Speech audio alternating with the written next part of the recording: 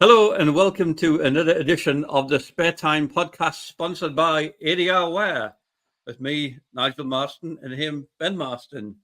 And we've had guests from around the world on the SpareTime Podcast. We've had them from UK, USA, from France and Sweden. And today we're going to go a little bit further afield again to a country we've not been to, and that's Canada. And from Canada, we'd like to welcome PBA bowler Zach Wilkins. So welcome, Zach. Hi, guys. Thanks for having me.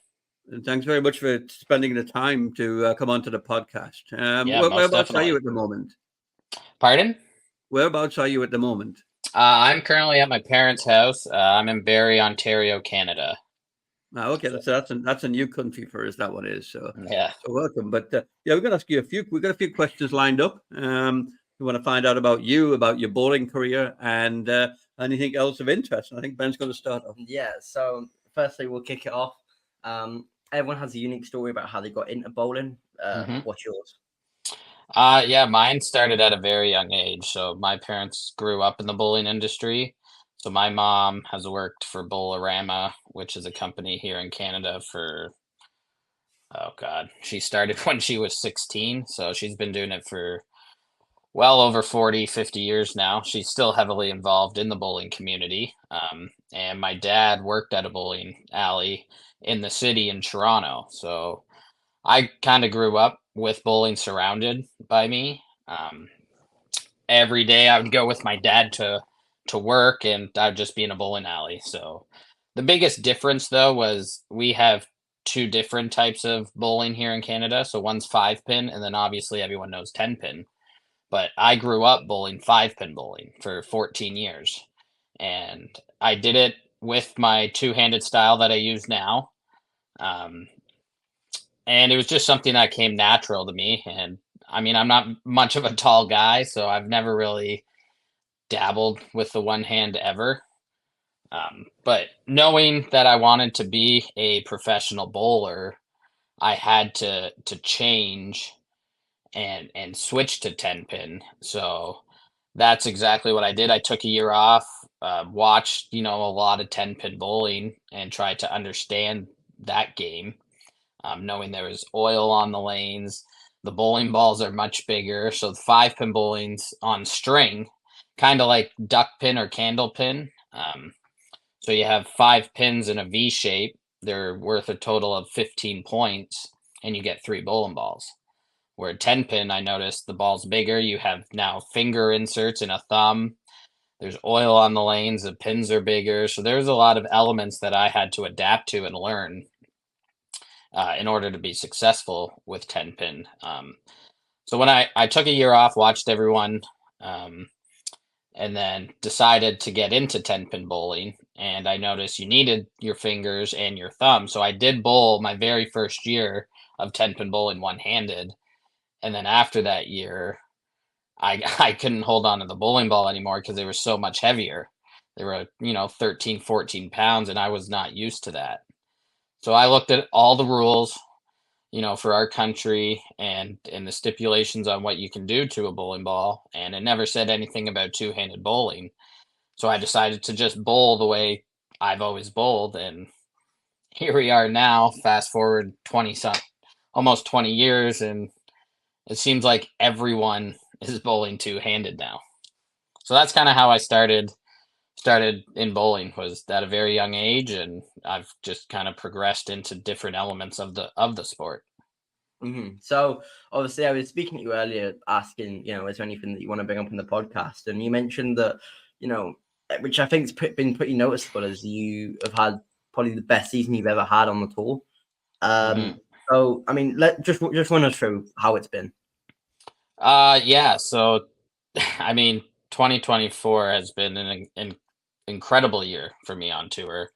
And I guess it all kind of starts with the sacrifices that you make in order to achieve that kind of success. So not a lot of people see the behind the scenes and how you get there. They always, see the successes and just immediately think that just happens overnight. So I sacrificed a lot, and it all starts back to, 2021, where I left Canada. I left my job here painting. I went down to America, and I wanted to bowl full time. I was a touring member prior to 2021, but it was very part-time. I would always go bowl a couple events, come back and work and try to save money that way. But in order to beat these guys or be even close to these guys, you got to treat it like a full-time job. So at the beginning of 2021, I sacrificed everything, leaving Canada, went down to the States, got a visa, and literally started bowling every day. And it, you know, every year it would significantly get a little bit better. And these guys have been doing it for, almost 10 plus years now. And some of the Hall of Famers their entire lives. So it was a lot of catch up that I had to do. And I had to really focus on my time management, on, my practice sessions, practicing with a purpose. And just, using past experiences in getting better and failures and getting better. And I think all of that sacrifice has allowed me to have a very successful 2024. I've put in the work, dedicated my time to this job that I now call. And I think that's kind of what happens. Like everything kind of just falls into place, but you don't want to get too complacent because then, you kind of you plateau and then you get stuck again. So there's always ways to be better, and you learn each day how to be better, and you continue to push yourself to be the best version of you on and off the lanes. Mm-hmm. You mentioned sort of, you can't get complacent and you've got to keep learning and working, and everything you take certain away from. What is sort of the biggest takeaways you've learned from the past season? Honestly, no score is ever safe on tour. I don't care if you're ahead by 200 pins, 300 pins. These guys, everyone wants to beat everybody. And if you start thinking, okay, I only need this to make cut, or this to make match play, it quickly just falls apart. You start thinking about the unpredictable, and next thing you know, you're chasing the cut again. Where if you just stay in the moment, trust your process, everything, kind of takes care of itself. And then that allows you to not, feel kinds of pressure in certain situations when you get to close to making a cut or making a TV show, or even when you're on a TV show. So obviously you have bowled sort of PBA in the past, but I don't think you've ever bowled PBA League. I don't know if I might be wrong here in saying this, but this was your first season bowling PBA League? Yeah, so I've been eligible, I think for the past, 5 or 6 years to be drafted on a PBA team. And unfortunately, I was never drafted. Fast forward to the year that I'm having, I ended up, I was in Minnesota at the time, and I got a phone call and I didn't recognize the number. I almost ignored it. But I was like, New Jersey, okay. It's like, I know some people from New Jersey, I'll answer it. So I answered it, and they said, is this Zach speaking? And I said, yes. May I ask who's calling? And it was Parker Bone III. And I'm like, holy cow. I'm glad I answered this. So he filled me in on what was happening with their team halfway through the season, and that they were letting go of Ryan, and they were adding me to the team off the waivers. And I mean, I was speechless. First of all, Parker Bone has my phone number and he's calling me. That's kind of cool. And then replacing, an MVP type caliber bowler that's been unbeatable at Bayside and has led many different teams to championships. So, it was humbling to know that I was one of the first people to get that call, and kind of fill in for shoes like that. So I'd say I did a pretty good job this year on being part of that league team. And like I said, I'll take nothing for granted. So I'm going to continue to work to hopefully stay on a team. If I'm kept by that team, or, picked up by another team, if I'm ended up being dropped, but it's going to continue to make me work harder and hopefully solidify my spot on a team. Mm-hmm. So sort of, I know it's a bit different to, what you're used to, but it's not totally out of the ordinary for you. So you've bowled quite a bit for, Team Canada, which I'll get to in a moment, but how much different is it bowling PBA league than just normal PBA? It's to me, it's not really overly different. I grew up with our organization here, the Canadian 10-Pin Federation, and a lot of the nationals that we did was, singles, doubles, teams. So I was always part of a team at some point in my youth career and into my adult career. So understanding team play and how to break down a lane, how to communicate kind of just came natural to me. Um, so being part of a league team didn't really scare me. It honestly, all the past experience kind of helped me in that situation, and it helped having a teammate that I'm familiar with too, Mitch Hoope. Him and we've bowled together since, man, we were 13 or 14 across Canada. So him relaxing me a little bit, and then bowling a lot with Stu this past season, and just feeling welcomed on the team, relaxed me a lot, and we were just able to full send it. Yeah.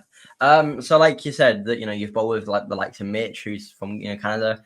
I'm not sure if Francois was about when you were bowling youth career, but you've represented Team Canada quite a bit. Now you've had some quite good success. Obviously, you started representing them in the junior time. But what I noticed when I was researching you was you've won 3 gold medals at the 2017 PABCon, but I've never heard of this in my life. So, I mean, I can't be the only one. So, do you want to explain what that is? Yeah, so PABCon is basically all of the Americas. So instead of like a world championship, it's kind of like a championship for all of the Americas. So, you got North America, which is Canada, United States. And then you have South America, which is, Dominican, Peru, Colombia, Brazil. You're basically bowling all of those teams. And during these PABCons, there's qualifiers during these events, which help us get to a qualifying for the World Championships. So I'm not sure. I forget what you guys have across the pond. I'm sure you guys have something similar set up for, national teams like that. So that's just how we kind of do our stuff over here. And yeah, 2017 was by far the best, Team Canada event I've ever had in my life. We broke multiple Canadian records, multiple PABCon records, and yeah, I was able to walk away setting these records with, medals with my teammates and being an individual champion in all events. You come on the factory records. You did mention before I let my dad take over that you think you have the highest 5-game series in the world. What? Yeah, so at the point of this tournament, it happened, I think it's almost 2 years ago now. It'll be like 2 years, I think, in like July, maybe August. But I was bowling a tournament in St. Louis. It was a doubles tournament. And I start off with a good game, 297, great start to a tournament. And then, I'm continuing striking. We're moving pairs each game. And, I bowled 289 the next game. Then I bowled 289 again the third game. So I'm like, holy cow, this is insane. And then I bowled 300 the fourth game. And then I bowled 280 the fifth game. And then people are saying I broke the USBC all-time 5-game record. So I bowled 1455 for 5 games, which is a 291 average for 5 games, which is, I mean, you're 45 pins away from perfection in 5 games, which is absolutely insane. And then come to find out, the tournament was not sanctioned by USBC. Regardless of sanctioning or not, I'm not sure if it's the highest 5 games in the world, but I think it's higher than what the record is, and as far as I know, I don't know anyone that has higher than 1455. So no one's ever going to take that away from me, because you still have to throw the ball whether it's sanctioned or not. The lane's still 60 feet. The pins are still the same widths apart. You're still throwing the same bowling balls. So to me, I'll always count it as a record, and I'll put it on any resume possible, because that's a heck of a score. Yeah, I mean, I'll count it as a record. I mean, I know a lot of people go, like about the argument with 300, whether we didn't bowl it, in competition, but at the end of the day, you bowled 300. Like you still did it. Yeah, exactly. Like I'll never forget my first 300 was in practice, Just when I was a kid, I think I was like 12 or 13. No, I was a little older than that, maybe 15. But it was in cosmic bowling, just practicing trying to get better. And like no one will ever take that away from me. It just didn't count towards anything, unfortunately. So the way I look at it, if no matter what score you have, whether it's an honor score or a record, no one's ever can take that away from you, whether it's sanctioned or not. Zach, I'm going to wind back a little bit to something you said earlier on and where you started with the 5-pin bowling. And obviously the balls were different. Now, obviously, there's lots of different types of bowling around the world, which a lot of people don't realize. Mhm. That's a one that's special to Canada. I've not heard of that one before. When you said the 10-pin balls were heavier, what sort of balls were you using in 5-pin bowling? So they're kind of the same diameter as candlepin or duckpin bowling, which I'm not sure if you guys have over there. But they're literally like they're a little bit bigger than a softball. I wish I had a 5-pin. I used to have 5-pin bowling balls. I'm not sure I have any with me because it's been so long. But they're like the width of a softball, probably a little bit bigger, and the highest you can go, I think, is just over 3 ounces of weight. So they're not heavy by any means. What are they made And similar, to any kind of bowling ball that we use in 10 pin, so reactive resin. But it's just like there's no core in them. It's just like this big round object. And 5-pin, there's no oil on the lane, so you kind of throw it straighter at the head pin. And then the pins are separated enough where if you do hook the bowling ball in 5-pin, you have potential to go right through the pins. So most people just throw a straight ball at the head pin, and it doesn't really matter which side of the head pin you hit. But that's kind of the main goal in 5-pin is to throw it straighter at the head pin. Yeah, that's interesting. Yeah, because as I said, the 10-pin bowling has a lot of sort of history behind it and variations around the world. And that you're the first person on a podcast who'd actually played anything other than normal 10-pin bowling. You said that obviously you started in Canada, then you had to go to the US full time. Part of that process is you had to get a visa. Mhm. Now, we had a conversation a few weeks ago with Verity Crawley about that. And she was telling us about the mechanics of an alien to the US getting a visa. Now, I know you're next door to the US, but is the process still the same for a Canadian as it would be for anybody else? I'm sure it is. This was my very first time like getting a visa. So when I first went, I know the rule is I was only allowed 6 months in that country without a visa. So the first thing I did when I crossed was filed for an extended stay visa, which granted me a longer period of time in that country. So once that got approved, I was able to talk to some, other Canadian bowlers like Mitch, Francois, even Graham. Um, they helped me get with a law firm that specializes in athlete visas. So I had to, in order to get an athlete visa, I had to go through a law firm. And thank God I did, because the process of it is would never have thought any of those documents you would need. So it was quite the process. They wanted a daily plan of what you were doing, from the time you wake up, from the time you go to bed, what you're doing in your sport, how you're accomplishing it.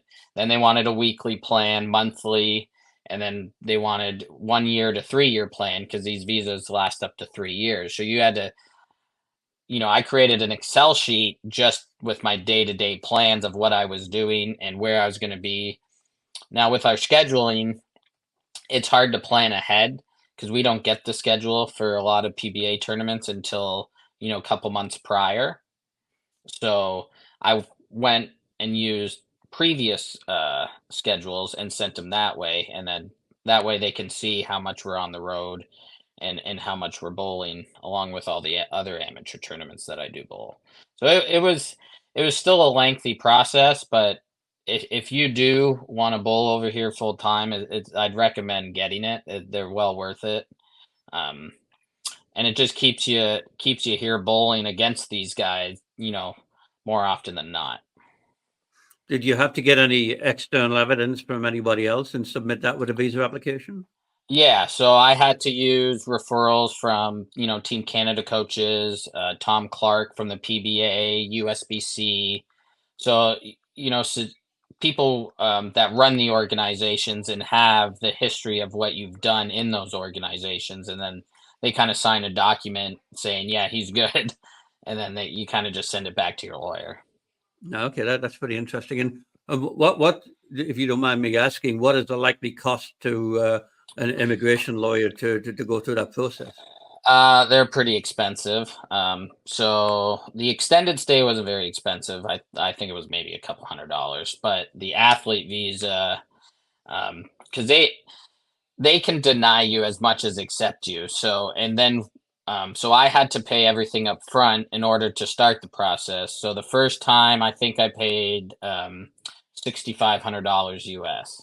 Wow. And then if they can turn it down, and then you can't, you don't get reimbursed or anything. You just lose that money. So you got to make sure that you have the accolades and credentials to make sure that what you're doing is going to get accepted. Yeah. So the first time I did it, it took about a year and a half to get. So during that process, you're unable to leave the country. So I was in America for, a year and a half, got accepted, finally got to go home, see my family and friends again. And then unfortunately, they only accepted it for 6 months. So which was kind of annoyed me, knowing I spent that much, waited a year and a half, knowing it should be approved for 3 years. They only did it for 6 months. So you basically, I turned around and resubmitted a renewal, and then the renewal was 5,500. So yeah, they are a little expensive, but I mean, if you're trying to do something for a living, you sacrifice anything, and it's not about the money. You're chasing the dream and not the money. So that's the way I look at it. Yeah, I mean that indicates the commitment that non-US bowlers have, to get to where they are, by spending that sort of money to get the visa. A lot of people don't realize this sort of thing, and Yeah, 100%. Yeah, it's as you said earlier on when we first started, you've got to make sacrifices, and I mean that's what's about $11,000-12,000 there, and there was no guarantee it was going to be granted. So, it's a very good example of one of the sacrifices you've got to make, apart from giving up a job and that sort of thing. So, you got to the US. So, are you full time as a professional bowler now? Yeah, so that's kind of all I do now. I did a post today, and it took off. My phone's blowing up right now as we're doing this. But I'm doing more lessons in Kansas City, Missouri now to provide more of an income, because with the visa, you're only allowed to work in your industry. So I can't have another job unless I get some kind of different visa, or if I get a green card, which I would need a sponsor for. So yeah, right now I'm trying to gain as many lessons as possible. And I just love giving back to Kansas City, who opened many avenues for me, like the bowling center I've partnered with, and the pro shop that I've partnered with inside the bowling center. They've given me the world to chase this dream, and they didn't even know me when I first got there. So to be able to give back to the community in Kansas City that gave me everything to this career that I'm now happily call a job, it's pretty awesome, and I look forward to working with as many students as possible. And yeah, that's kind of how I make my living right now. Okay. So what's the bowling scene like in Canada? I mean, Canada is a massive country. If you look at the whole country, and how does it differ to bowling in the US? I will say Canada is not the greatest right now for bowling. We don't have many youth bowlers anymore. I've been away from it for so long, I'm not really sure the direction it's heading. I just know that the participation and the amount of members that are in the United States compared to Canada it's not even close. Like the United States have I don't know, 5-6 million members, where Canada maybe has like sanctioned bowlers, maybe 100,000 at best, maybe. I don't know. I haven't really looked at the numbers, so like I could be way wrong, but I mean, if you're part of the bowling industry, you kind of have a good idea what's going on kind of everywhere. You may not know like all the facts, but you got a good idea of membership and everything, and how the direction of bowling's heading in a certain place. I don't even think there's 1,000 in England. Yeah, I know that. I mean, the UK is pretty low, and after COVID, there was a lot of youth bowlers didn't come back to the sport, and it's picking up a little bit now. But we find a similar sort of thing. The number of youth bowlers is relatively low compared to what it used to be. I mean, do you think? I mean, Canada is very spread out.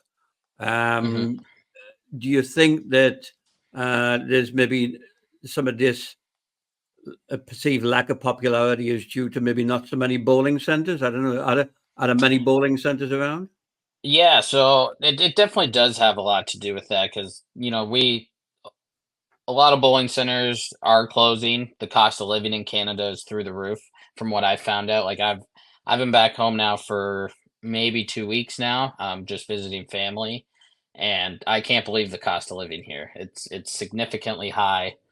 Um, so I could only imagine trying to run a bowling center that, if you don't have any league members, you don't have any youth programs, you solely rely on recreational purposes, and with the cost of living so high, not many people can afford to do it. So they end up shutting their doors, and I think a lot of that has happened in Canada, which has made people go elsewhere to participate in sports.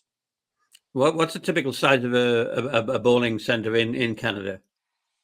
How many Uh, lanes? Probably anywhere from 16 to 24. Like we don't. There's one big center that does really well, but they solely rely on a lot of recreational or bands. They do a lot of advertisement for other things than bowling, which brings in a lot of revenue. And I think they have 60 lanes, and that's just outside of Toronto. So obviously, I'll take it back a little bit. You mentioned how much sacrifice you've had to put in, like leaving your job, spending stupid amount of money on visa fees and all Yeah. this. So there's a lot of sacrifice, but like my dad said, a lot of people don't recognize this. What would you say is the biggest sacrifice you've had to make to get to where you are now, and sort of what advice would you give to people that are sort of wondering whether it's worth trying to sacrifice whatever they need to sacrifice to get to the professional scene? I think it's leaving so my support system is a lot in Canada, between my family, my friends, and leaving that to go to a different country and achieving success.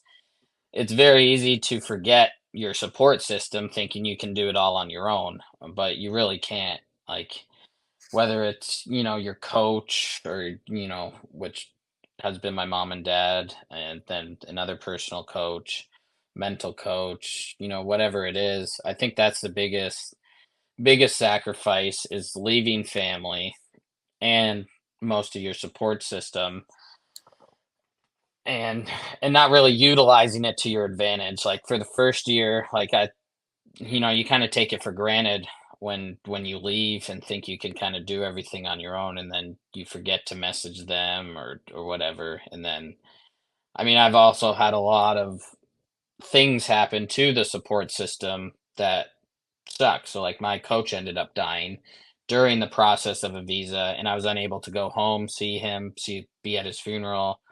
And then, fast forward a month later, my dad gets diagnosed with cancer, so I can't go see him. And it's, it truly humbles you when you're away, that, you know, whether you're in a different country or else, like make sure you message them every day.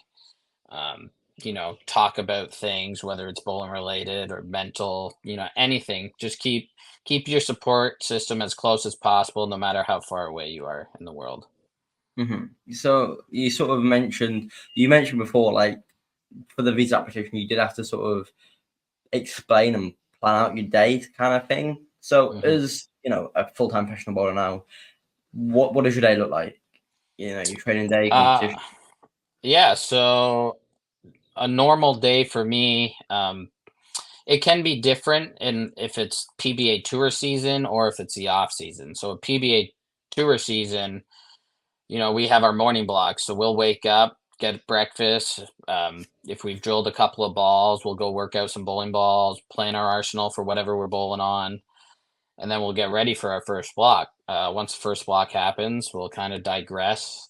Even if it was good, bad, mediocre, we might go drill some bowling balls. We'll get a little bit of lunch, and then I've got a mental coach now. So I've did a lot of talking with him during our breaks. Like he would watch on Bold TV, so he would be able to see, if things were going well, what was working well, what was not working well. If I was getting too ahead of myself, if I wasn't staying in my process or routine. So we would talk a lot about that, and then we would go bowl our night block. And then try to, piece the puzzles together if the first block didn't go well to make sure the second block goes well. And then by the time that block ends, it's bedtime, and, you kind of do it all over again until you've either made the cut, TV show, and then next thing you know, you're traveling to the next city whereas like if it's off season, I'll still wake up the same time. I mean, I'm a morning guy now, so I'll usually start with some coffee, breakfast, and then I'll more than likely go to the bowling center in the morning. Knowing their schedule, from 9 o'clock to noon is kind of the only time I can get in there most days. So I'll utilize that time frame with drilling balls, surface work, changing grips. If I'm doing lessons, I'll schedule lessons from 9 to 12, so that way I can fill my day there. Um, then I'll go grab a bite to eat. If I had things to do around the apartment at that time, I would do things like that, walk the dog, grocery shop, stuff like that. And then I did bowl 2 leagues when I wasn't on tour. So Tuesdays and Thursday nights, I'd go bowl league. And then, that's kind of a normal day for me. Sometimes I'd fill it with other activities such as golf. I'm a very active golfer, and I love that sport with almost as much as I love bowling, to be honest. Whereabouts do you base yourself in the U.S.? I'm in Kansas City, Missouri. Kansas, yeah. So what made you choose Kansas over anywhere else? So during the time when I wanted to sacrifice everything and go down to the States, there were these bowlers that would always come to events and became really good friends with them. Their name is Scott and Aaron Nisley. So during that time, I asked, hey, look, I'm coming down to the States. I'm applying for a visa. It could take a while. Is there any chance I can stay with you guys? Knowing Kansas City is Central America, and there was a lot of bowling around that area, whether you go 3 hours north, east, south, or west. So they agreed to it, and that's kind of how it all got started. I lived in their basement for close to 2 years, and kind of got my career kickstarted. All like, I mean, I owe them a lot, because without them, I mean, who knows if I stay in Kansas City or not. So obviously you mentioned a lot of the stuff, you do a lot of training. What kind of drills or stuff like that did you do to get so good at two-handed? Honestly, I like when I first started bowling two-handed 10-pin, I just bowled every day. Like, I didn't know any coach. I didn't really know anything about 10-pin bowling, so I would just bowl every day knowing what my style is. And then I slowly got better and better and better. My parents noticed it, and so we started doing more camps. Became, the first camp I ever went to with a Brad Angelo camp, and he opened my eyes a lot. Like, just the way he saw a bowling lane was like nobody else. So that kind of kick started where the direction that I wanted to go. And then eventually, his philosophy on bowl you and learning those drills, and just watching other professionals bowl, you kind of pick up things, and you implement those, your drills. So like I do a lot of foul line drills now if my release is getting a little bit more on the side of the bowling ball and using more rotation than normal. So I'll do foul line drills to make sure that I see my hand going more forward instead of more this way. And then, I'll stand at the foul line and do a little like one-legged squats to make sure my balance is okay. Because if you're balanced at the line, you're more than likely going to be able to repeat more shots. And if you repeat more shots, more than likely you're going to get to the pocket a little bit more consistently. So it's just drills like that to keep it simple. Nothing out of the ordinary. Like I don't fix a lot of physical things because if you look at the entire world, no bowler bowls the same. So fixing physical things it's useful, but I don't think it's the most important. Like golf, for example, Scotty Scheffler is the number one golfer in the world, and he has the most ridiculous swing ever, but it works. So if you can perfect your craft and how you accomplish getting to the line, then I think that's the most important thing to work on. Like understanding you.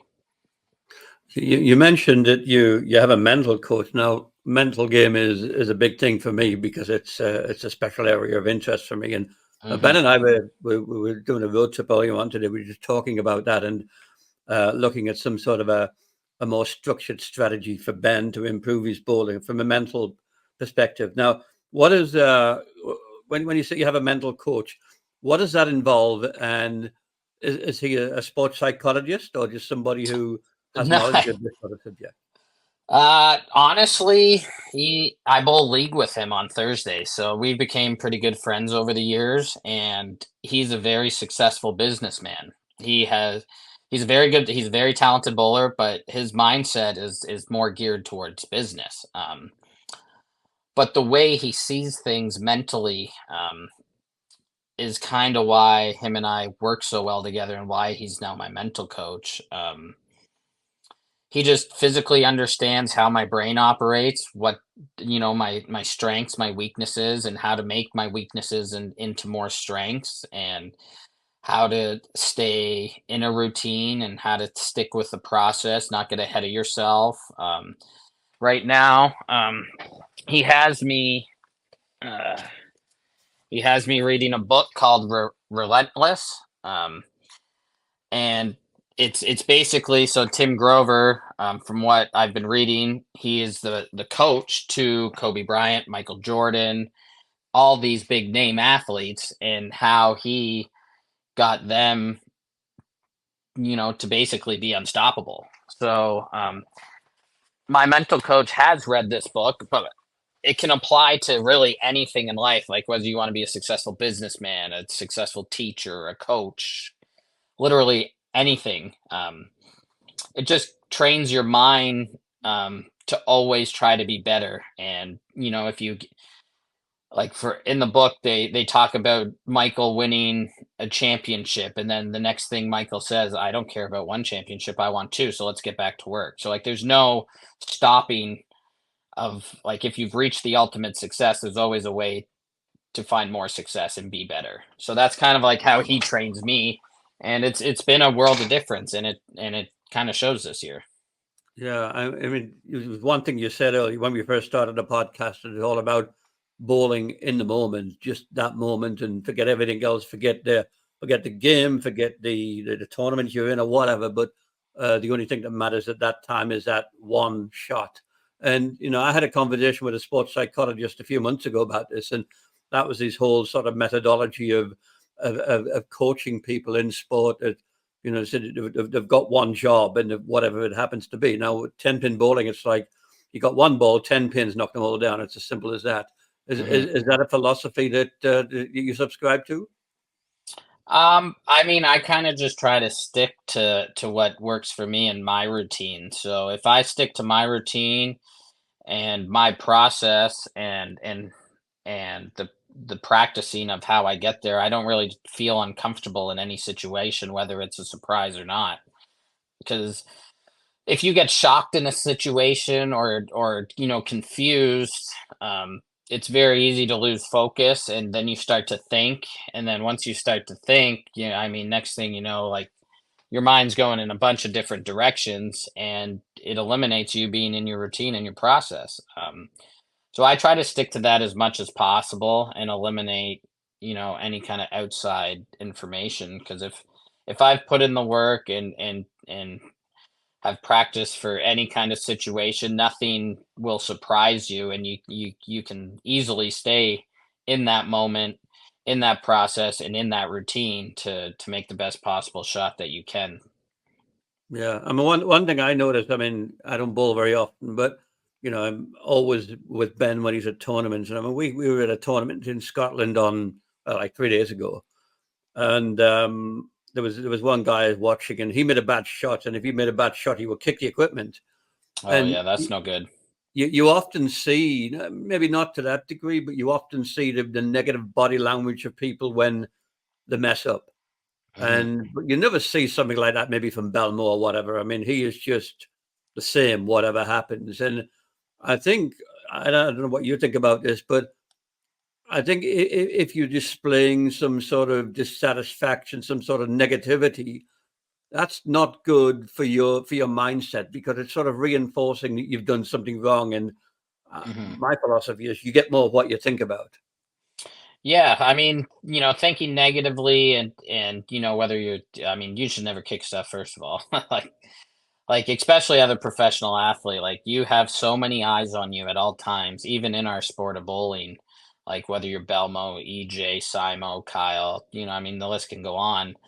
But you have kids, and I have been one of those kids where I've looked up to them. And then if you see them do kind of that stuff, you're like, man, he's not what I thought he was. And it kind of deters you away from being a fan of that bowler. And I mean, there are some players on tour that, I mean, I've been one of them, and I mean, that's where you kind of grow with that, um, in the process of becoming better. But I look at it as there's a lot of kids, there's a lot of eyes on you at all times. That if you can be the most professional person out there, then I mean, I think that's good for the sport. It's going to allow more sponsors. I mean, the sky's the limit at that point. Like you can look at all the other professional sports, and like I think golf is the biggest thing. Like how in the moment they really are, and they don't really show their frustration ever, and how much fans idolize them for that. Like it's all, to me, it's most of the game's 95% mental, if not more. Yeah, I think that in the UK, the mental coaching side is maybe not as seen as important as it should be, and not just in sport, but in general. There's a lot of stuff goes on in the US. The US is sort of the hub of everything mental and that sort of thing. You've got people like Tony Robbins and that sort of thing. We don't have so much of that in the UK, so people think that it's like, I don't know, a small amount of mental game and the rest of it's technique. But I think personally, I think it's more like 50-50. I don't know. What do you think?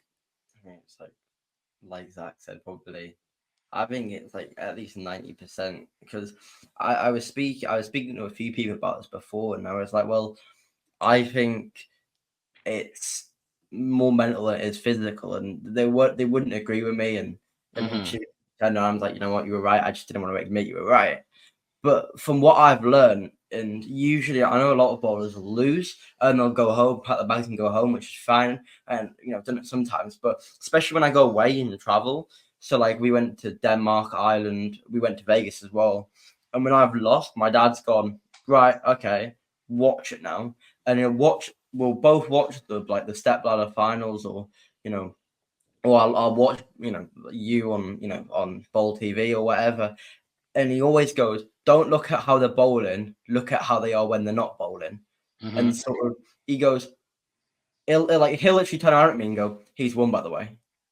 And yeah, I think when you can recognize it, and I recognized it loads when I won my first national title, was you can look at someone's body language and go, they're winning or they're losing. Because the way someone conducts themselves, like I now believe so much in you can have the wrong ball in your hand, but if you believe it's the right ball, you'll throw it better than the right ball if you don't think it's the right one. Like no, if you 100%, 100%. I know so many people that physically throw it better than anyone on the PBA tour, but up here, they have no idea what's going on. They can't process information at all, and that's their kryptonite. Like Mhm. it's, and I see it all around Kansas City, and because like there's many people that throw the ball better two-handed than I do, but mentally they don't think that. They don't think that they're, up to a standard, or they think they're better than that standard when they really aren't. And it shows where mentally, if you're strong enough and can believe that you can be the best or you are the best, more than likely it doesn't matter how you throw a bowling ball, you're going to get the job done. So obviously, you being a PBA bowler, you've got a wealth of knowledge, and you've bowled experiences that a lot of people can only dream of, and clearly your mental game is pretty strong. So I want to know what the best piece of advice you could give to anyone on their mental game would be. On the mental game, oh man, I think just stick to a routine and trust your process the most. Everyone's routine can be different. My routine before I throw a bowling ball is wipe both of my shoes, wipe the bowling ball on the bowling ball rack, pick it up, and then I have a tattoo on my arm for that what my coach always said to me, and it's the next ball you throw will be the best ball you've ever thrown. So just more reassurance and commitment, that you're ready for this moment, and then I go, and that's my routine. And then if I start getting out of that routine, I make sure to look at that tattoo. Some people have notes on their shoes. For instance, Kyle Troop, he was reading a book.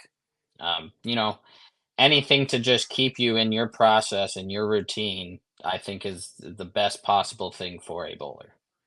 Mm-hmm. So obviously, like you said, there's hundreds of thousands of, if not millions, of bowlers that are wanting to aspire to get to the PBA. What's the best piece of advice you could give them? Chase your dreams. Don't be scared. Just go do it. The only way you're going to learn is by doing it. I mean, I always wanted to join the PBA right out of high school, and I didn't. Um, I was kind of scared. I went and bowled on one of their patterns after they bowled on it and realized my ball wouldn't hook. And I was like, wow, I am so unprepared. And it kind of opened my eyes, like, I got to get better. And then eventually, when I did and I got out there, you just can't be scared. You just go out there and trust that your ability is better than everyone else's. Because it's easy to look to your left, easy to look to your right, and you got, Belmo, and then you got EJ, and you're starstruck. That I think is like one of the biggest things people fall into, is just realizing, oh man, I'm bowling against these guys now. Holy crap. So if you just go out there and trust your process and your routine, and not, they're just another bowler. Like they're human like the rest of us. So like there's no reason to be scared of them. Two-handed bowling is arguably more physical than one-handed bowling, and I think it's a relatively new method, and as we all know, Belmore made it a lot more popular. You were probably unusual in that you originally started that, and you didn't sort of follow a style of Belmore and other people like that. Do you do any sort of physical preparation to keep yourself in shape? Because with this two-handed bowling being so physical. Yeah, I try to do a lot of stretching, because it's very easy to be sore, especially bowling the amount of games we bowl. So I do a lot of like lower back stretches, because that's kind of where my pain comes from, just because I have a lot lower. I don't have as much spine tilt as a lot of the other two-handers. I bend a lot, kind of like Simo. Um, so stretching works for me. I try not to eat too bad, because it's hard on the road, when everything is just fast food at the times that we're eating. So I'll try to plan my meals, or if we're in an Airbnb grocery shop, that way you're eating a little bit healthier. Because I think being in a little bit of a physical good shape definitely helps being two-handed. Because you don't want to have like the big beer belly or whatever bowling two-handed, because it's just mobility. So That's kind of what I do. A lot of stretching. I don't work out a heck of a lot. I don't go to the gym a lot, but like I like to be active in other things. So that way it kind of keeps me in shape. Yeah, I mean, I think the certainly from Ben's perspective, the physical demands are different. I mean, Ben had an issue where when he was one-handed bowling, his muscles on one side of the body was strong and on the other side of the weak, so he was like lopsided, and he had to go to a physio to get that sorted out. And as we all know, the one-handed bowlers have lots of problem with the thumbs, Oh, for whereas sure. two-handed bowler that gets rid of one of the problems, and that you never have any thumb issues. But I'm just wondering how sustainable two-handed bowling is as bowlers get older. I don't think I could bowl two-handed. It takes me all my time to bowl one-handed, but I think I would probably fall over if I tried two-handed, because it's quite a physical style, and you need some coordination, which I don't have any of. Yeah. So I mean, do you think it's going to cause some of these guys problems and yourself problems as you get older? Yeah, we haven't really seen it yet. The oldest person that I know that does it is honestly, Walter Ray Williams Jr. He does it sometimes, and obviously he keeps his body in pretty good shape. And he's definitely older now. But he seems to be functionally doing it very well. I'm not sure how sore his body is after he does it compared to him bowling one-handed.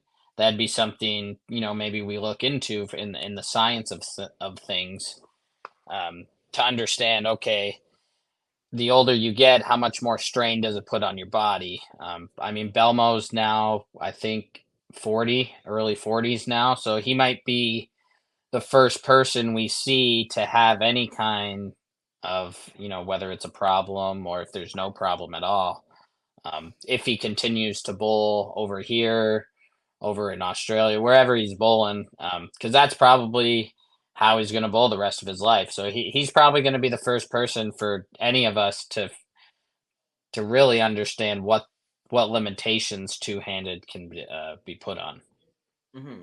I believe it was Tom Clark we were speaking to last week, who mentioned that he's seen loads of bowlers one-handed, and I know it's kind of similar for myself.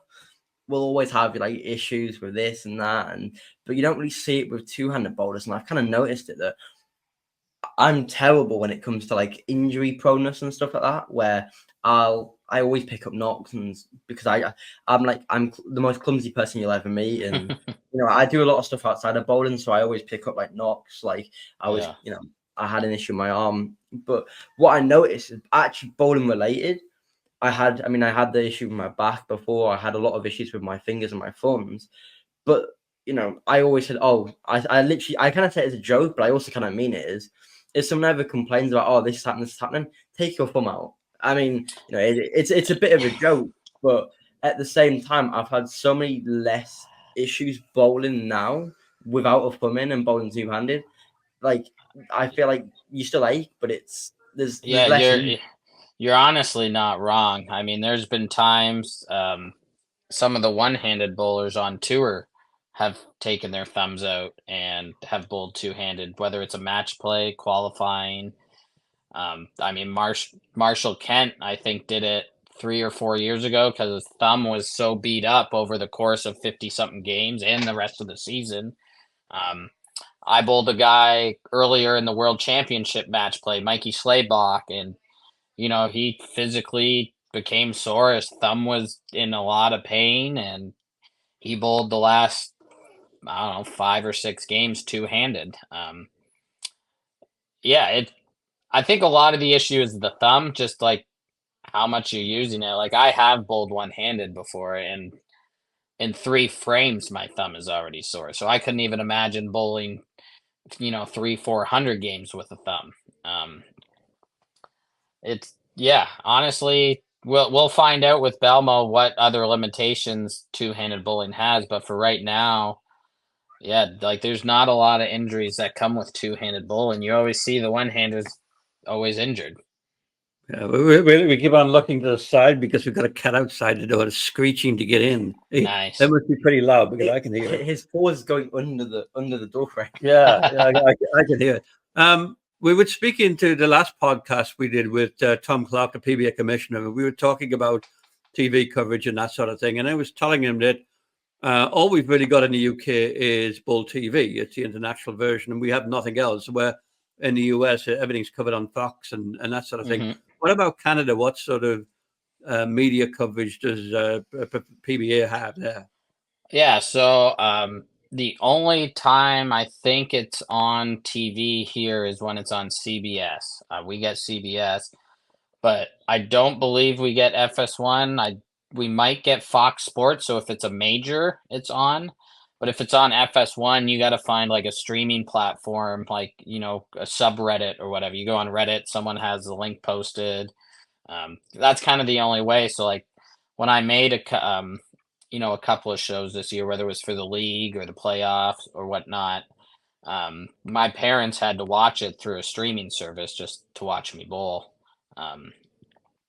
I'm not sure if those streamings, if you can broadcast it through Bowl TV, if it's on a televised show, that I'm not entirely sure. I know Flow Bowling did that. If you were in Canada, you could log on to Flow Bowling and watch it that way. I'm not sure if Bowl TV has the same access. Well, contracts could, kind of conflict that way. But yeah, I think it's really only CBS and Fox Sports, the major networks, where FS1 we don't get in Canada at all. So they always had to find a streaming service, or the first show I made, they drove out and watched me live. Mm-hmm. I know, like for us, Bowl TV, and Tom was saying that if that whatever TV show is going on isn't shown in your region, that Bowl TV have the rights to stream it. And we have like Bowl TV International, which it's pretty good, but I think it was on CBS. I like the playoffs and stuff like that. I don't think I could get access to that, but I don't know if that was just an issue with Bowl TV. So I have 2 questions left. I don't know if my dad has any more. Yeah. But sort of my first one for you is, what's next in your career? I mean, the ultimate goal is you want to win on tour. So I don't have a win at all, which is crazy to believe. I might be the only exempt bowler next year who doesn't have a title. So that's kind of cool to say, I guess, in a way. But yeah, that's the ultimate goal. That's what I'm, striving towards, whether it's a regional or a national title, because I don't have a regional title either. I never really bowled them.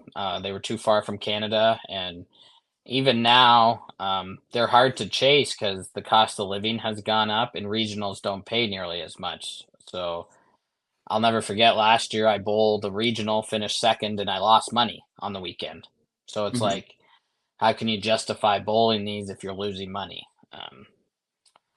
So that next for me is just, continuing with the process, sticking with the routine, and, eventually we're going to achieve the goal, and then we'll find a way to achieve another goal and get better that way. Mm-hmm. So you mentioned like the exemption, and I know it's changed now, because it used to be just anyone that's won a title was exempt, I believe, but it's changed. Can you explain a bit about how it's different now? Yeah, so after this season, so the season has now concluded. The top 43 bowlers in points are exempt for 2025.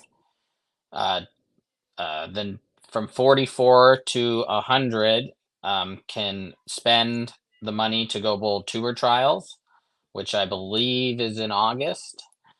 You'll bowl, I believe it's 48 games, maybe 56, depending on the format. Haven't really looked.